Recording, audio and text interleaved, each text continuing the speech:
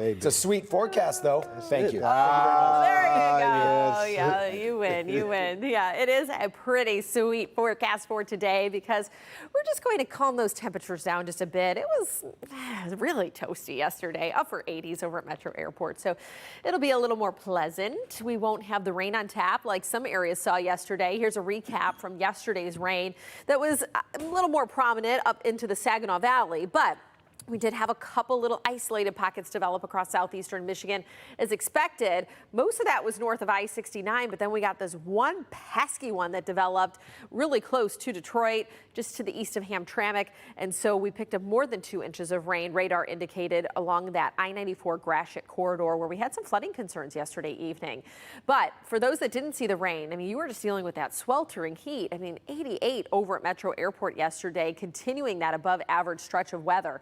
So this morning, we're starting off on a warmer note. That doesn't mean that we're warmer in the afternoon. What happened, cold front pushed through, triggered a couple of those rain showers, but it also ushered in cloud cover. So overnight, clouds keep us warmer. In the afternoon, when the daylight is out there, when the sun is out and it blocks the sun, well, then it's going to be cooler. So 65 degrees over at Metro Airport, 63 in Pontiac, 63 down into Monroe, 65 in Mount Clemens and City Airport, upper 50s though into Sandusky and in Jackson. So your bus stop forecast for today, plan for us to be really in the low 60s, I believe, at pickup, and then upper 70s flirting with 80 by the time the kids are dropped off from school for the weekend, which will be a nice start to the weekend. Sunrise 7:19 and your sunset at 7:33.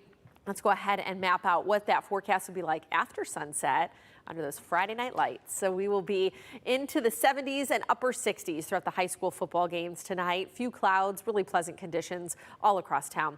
Weekend forecast, more clouds mixing in Saturday, though we should remain dry. 78. We're on either side of 80 this weekend, so that means 82 by Sunday, but a chance for some rain into the afternoon and even the later part of Sunday night. Here's a look at that timeline. So the next 48 hours appear to be dry, but watch what happens by the time we get to after about 3 o'clock in the afternoon Sunday. Passing shower, and we could have some of that lingering into Sunday night as mentioned. By Monday afternoon, I think we get a little more of that activity, a wetter pattern in store for the first part of next week.